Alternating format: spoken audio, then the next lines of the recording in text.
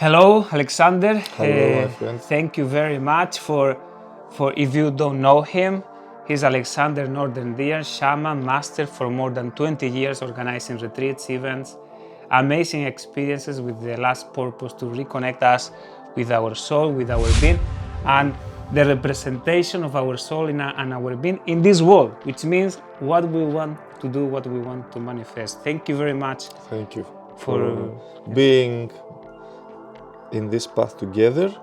We are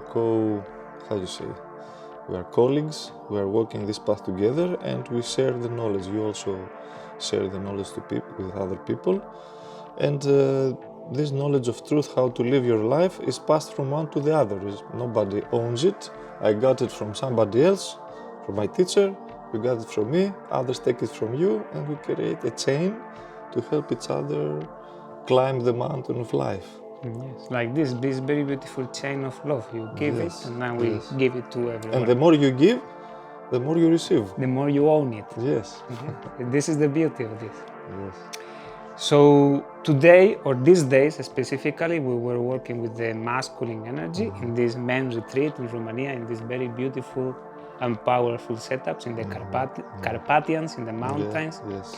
Thank you very much for all the experiences and you are sharing with us practices that they come from your tradition, from shamanism, from Siberia, and from the yoga tradition.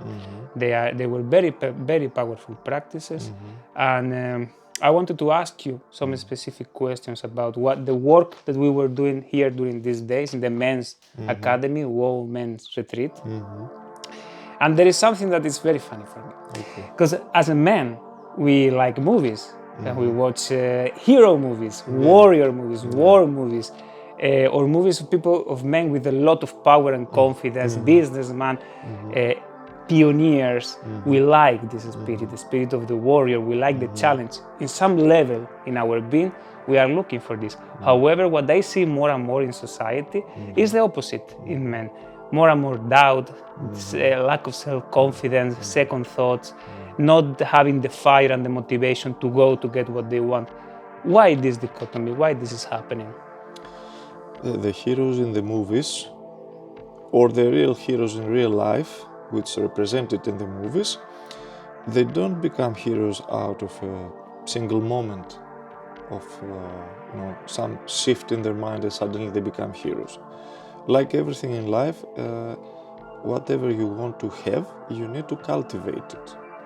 And you need to achieve it. Nothing is just existing like this. So if you want to cultivate your talent in music, you need to train with your musical organ, you need to learn music, to dedicate time and effort and energy to it. If you don't do this, you may have talent, you may like music, you may wish to play music, but you will not be able to do it, to express yourself through it. The point is how we can express ourselves through the things that we want. As you say, the majority of people, they have succumbed to receiving this world, the social way of the world, as it is, passively. And if you accept everything passively as how the world is giving to you, you arrive to the result that this energy will take you to. And if you are not satisfied with this result, you cannot simply complain that why this is happening. You have to understand, okay, if I want something else, I have to dedicate myself to it and gradually grow it, like you grow a plant, for example. Yes. It is like in this society, we don't have easily this path, this wisdom and this knowledge to make it happen. If we allow ourselves to go in the social comfort and let's say the pre-cooked happiness that they are offering us, this part of our being as a man is not expressed. Yes, the society gives us pills of happiness, pills metaphorically speaking. Like the pill is something that replaces health. You are sick, for example, yes, you take a pill, a medicine to fix you. You don't become healthy, but it fixes the symptoms.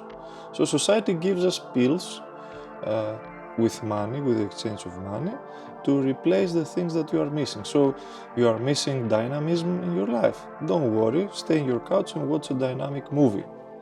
Play a computer game You that have it in your mind. Like yes, that you play a character which is dynamic while you are eating your chocolate and your cake and your pizza. So your belly and your emotions are satisfied from pleasure point of view, and in your mind you are dreaming, in the movie, in the game, in other addictions, in food, you are dreaming that you are having happiness, that you are becoming somebody. And overall, this is not giving you the permanent state that you want, because you're not living what you really want, you're just dreaming about what you want, and overall you are going down. So slowly, the time passes, you grow older, and then you lose overall instead of really gaining. So if you, let's say you could become a musician, or you can play a computer game that you are a musician and you go to level 100 musician, right? Pushing buttons, like ting, ting, ting, ting, ting, like this. Or you can really master the violin and express yourself through your music and feel amazing.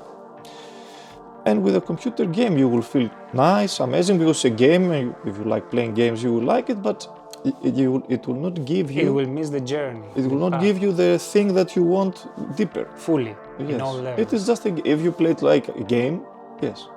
You can play Monopoly as a game with your friends to enjoy it, but if you think that you become a businessman successful in life because you are successful in Monopoly... In the Monopoly, yes.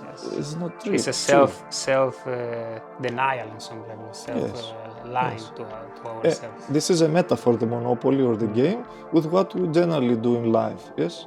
We're playing some games like this Monopoly, and it fulfills our need to actually succeed in our life, and we are successful in the game.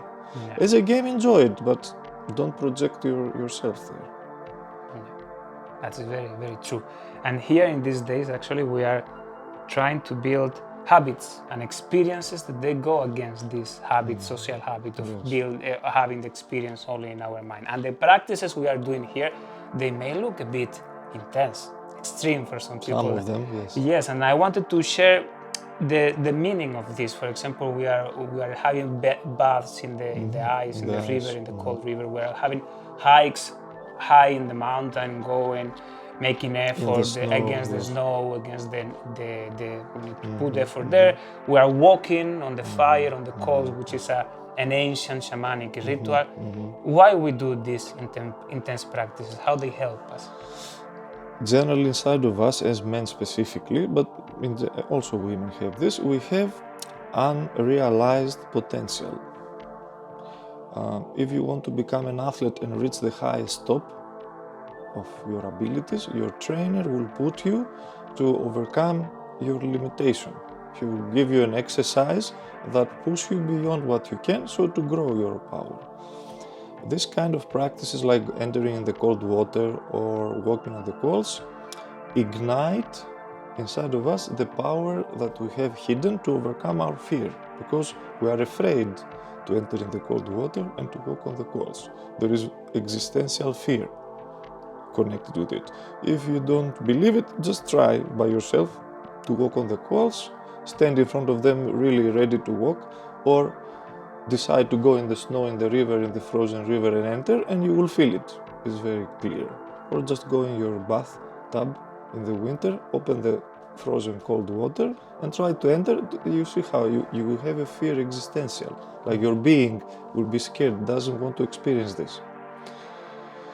And so these practices provoke our fear, and by doing the actual thing, you develop a strength of will over your own fear. And the fear, in the end, if you do it for a long time, gradually, your willpower becomes stronger than your fear, so the fear doesn't have power over you. One of the main reasons we don't succeed in life is that our fears and our limitations have power over us. And we reach this edge in which we experience the fear, and then there are two things may happen. One is we break through, another one is we throw and we compromise what we want to do. And this is helping us to understand how this moment of breakthrough really works in your bones, not theoretically in the mindset only or in the theory. It's like how really it happens. You feel it with your flesh, with your own body. And we don't do this simply just throw ourselves in the cold water. There are rituals, preparation, because it is very much linked with the mindset to be able to do all these things. It's how you are tuned. So there are whole rituals to prepare yourself, so to do it for the right purpose in the right state and with the right context, so that you have the real outcome that you need to transcend your limitations. And then a magical thing happens. When you do this practice, for something like this, after that it is like your mind kind of opens for other things, possibilities, because there are many things that we would like to do, but we don't even consider them because we have this kind of personal, rigid mindset that you say, this is who I am, this is what I can do, this is easy for me, normal. And these are my limits, and they are fixed. And that's it. The rest things beyond that, I cannot even consider them. But if you overcome a little bit your limit, but seriously, not superficially, so you feel it with your whole body, as we said, then you start realizing, wait a minute, if I can do that, why not pursue this other dream that I had for my life? And it's not just a question, you feel it. You feel suddenly capable. You are able to do it. You are able because we have this kind of energy inside of you, this will. And it's all about this. And then you are, gradually by yourself, you turn yourself towards the life you always wanted to live. And you see that actually I can. But it's a gradual thing. You have to develop it like you grow your muscles in the gym. It's not something you do one time and suddenly you are strong. In my experience, I will share a bit of, because I went through the process, through the practices. When I was looking for them, when I was looking to them from outside, I was scared. How I'm going to jump into how I'm going to walk over the fire, how I'm going to be.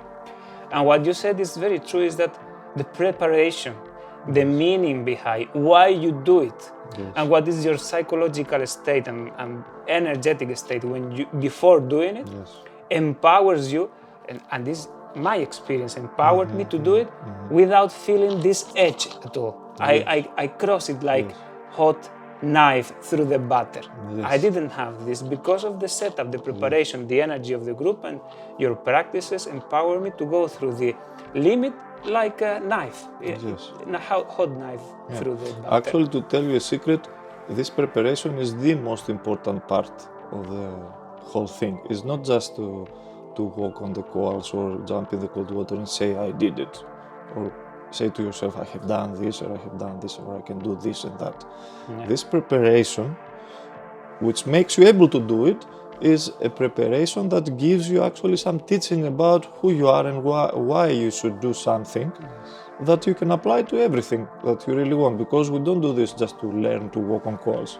Nobody has this wish in his life. You have understanding of who you are, your limits, your fears. And this is not directly given, but you understand it experientially.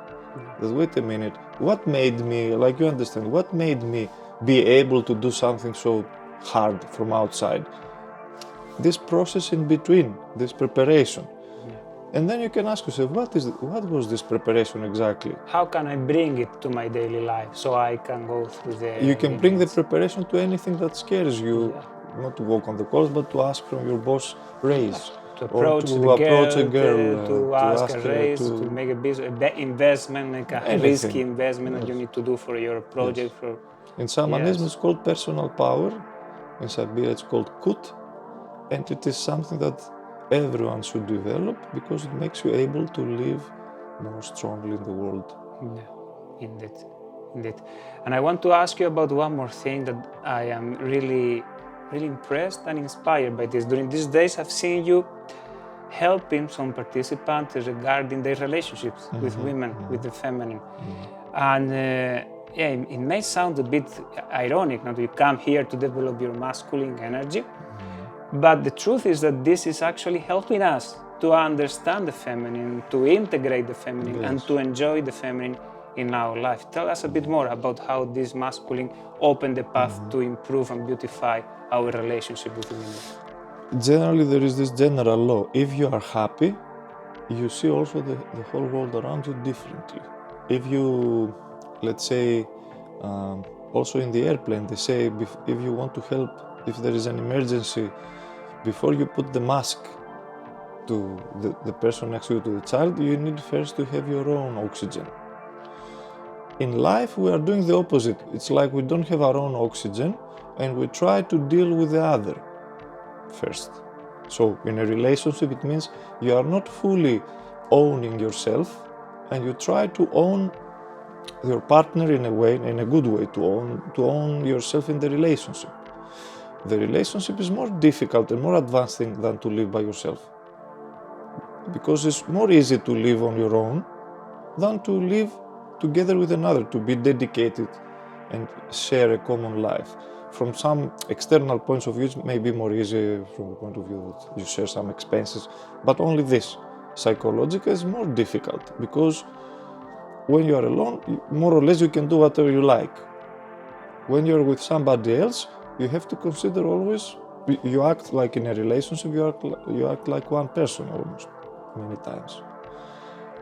If you are not able to feel good on your own and have your own realization about what you want before you enter in the relationship, what happens usually is that we ask from our partner to fulfill these gaps. It's like you are entering, one master was saying this example, it's like you are entering a relationship, almost like in some areas you are like a beggar, waiting from the other to give you money. Yes, to behave in such a way, to comply with certain rules, to certain tell us certain desires. things, and Yes, to accept certain then we start expecting. Instead of loving unconditionally, we start asking for you should enter a relationship like a rich person, not like a beggar, needing things. The beggar needs, asks, needs. And if somebody gives to this beggar can say, oh, I love you, thank you, and be grateful, but only because you received. If you don't receive, you are not thankful so much. The same happens in the relationships.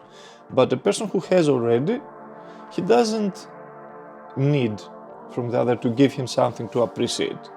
He can just appreciate for what you are. He can even give you if he appreciates. And if you have more, you can give. And if the other has more, he can give. And like this, both give on their free will. If they are both beggars though in some areas, they both ask. And there will be a moment in which there will be conflict because you don't give me what I want. And when they realize that they both need something from the other and the other doesn't have to give, but he asks more, they start accusing each other. This happens very much in relationships, and this is the point that we are dissatisfied. And this can never be solved because everybody sees it from his own point of view. And from your point of view, you're right, the other cannot give you what you ask. But the other sees from his point of view or her point of view. And it's the same from the other side. No, you don't give me what I want. And you cannot solve this. So the idea is after this, we develop this masculine power in this camp, we feel fulfilled. You feel powerful, you feel abundant, you feel, you say more yes easily than no.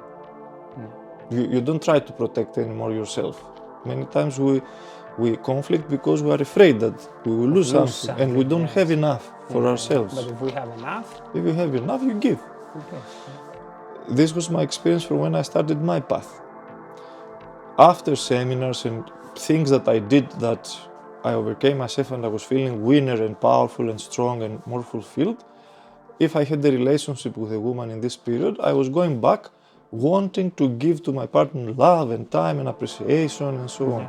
If I was feeling tired, psychological or not so happy, and in this moment my partner would come and ask me for love and so on, I was like frustrated because I needed space and time to figure out why I'm not well by myself. That's how it works. So this is very important for our relationships to achieve this state of fulfillment for the man by himself, and then we are able to open to have the journey. Absolutely. And the energy of the masculine is, the masculine essence is the ability to be psychologically independent and act by yourself without needing approval, confirmation. This is very important. There's a very bad spirit in society for men. It's an honor to share this journey with you, and I hope we will have more and more experiences than this, like this one, that they are even a bit scary, but they are always bringing amazing power. They are powerful and scary. They look only from outside. So if you want I'm talking to you, men, dear friends. If you want to, to get what you really want and to see from inside how beautiful is this experiences, And from outside too. And from outside, come and experience it by yourself, and you will take this path to your destination, to fulfill your dreams. Brotherhood, fire, eyes, love, consciousness. Yes. You will have an amazing experience here. Yes. Thank you very much, Alexander. It's an honor, man. Brother, thank you too. Namaste. Namaste.